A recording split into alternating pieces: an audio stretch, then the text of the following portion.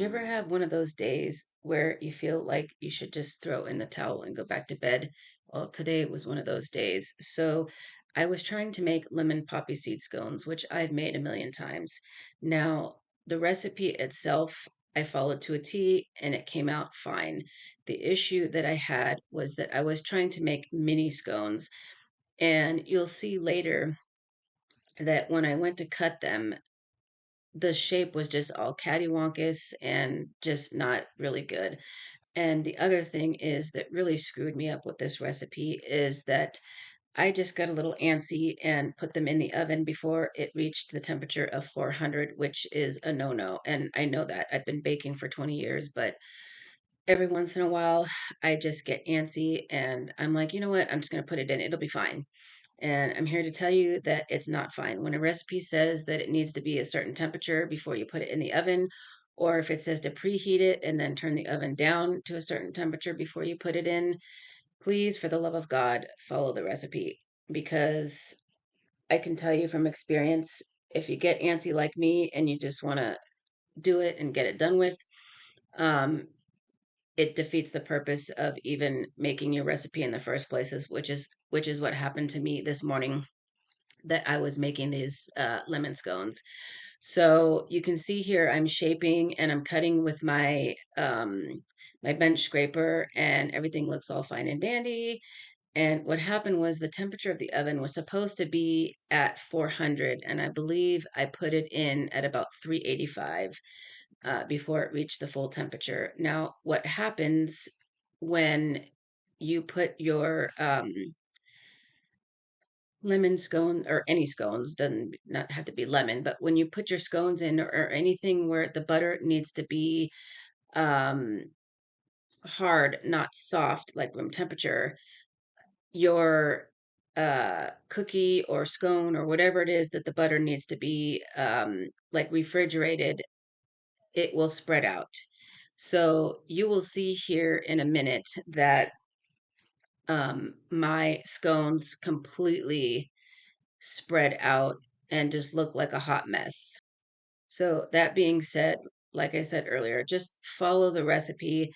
And if it's your first time making something, for me, I always follow the recipe and then I adjust as needed for the next time. And sometimes what I'll do is I will bake off just one of the item if it's a cookie or a scone or something that's a singular item. Obviously, if it's a cake recipe, you can't necessarily do that. You could, however, put it into like a small muffin to see how it bakes to make sure that it's proper temperature and proper timing and all that sort of stuff. Um, so yeah, so just make sure to try to follow your recipe as best as you can. So here I'm making the lemon icing, which was just lemon juice and powdered sugar, and everything was fine with that, no issues. It was just basically the way that the first batch of the lemon scones came out. And like I said, you'll see that here in just a moment. I apologize for the garbage in the background. I had it out because it was just easier for me to get to. So here you can see my scones. They look a hot mess. And besides the fact that they look a hot mess, I totally forgot to set the timer, and I was sitting at my computer editing another video, and I all of a sudden remembered, oh my gosh, I have scones in the oven. So I got to them just in time. They are a little bit more golden than I would like, but I decided to put the icing on them anyways and just give them a taste once they cooled down. So I will say this, they tasted absolutely amazing with the lemon flavoring and everything. They were perfect. However, look at them. They're just a disaster and a mess. And these were ones that I was going to try to sell in a breakfast treat box. And with all my might, I thought I could try to salvage them and use them anyways. And after I got them all finished and cooled down, I thought better of it. And I said, you know what? I cannot do that.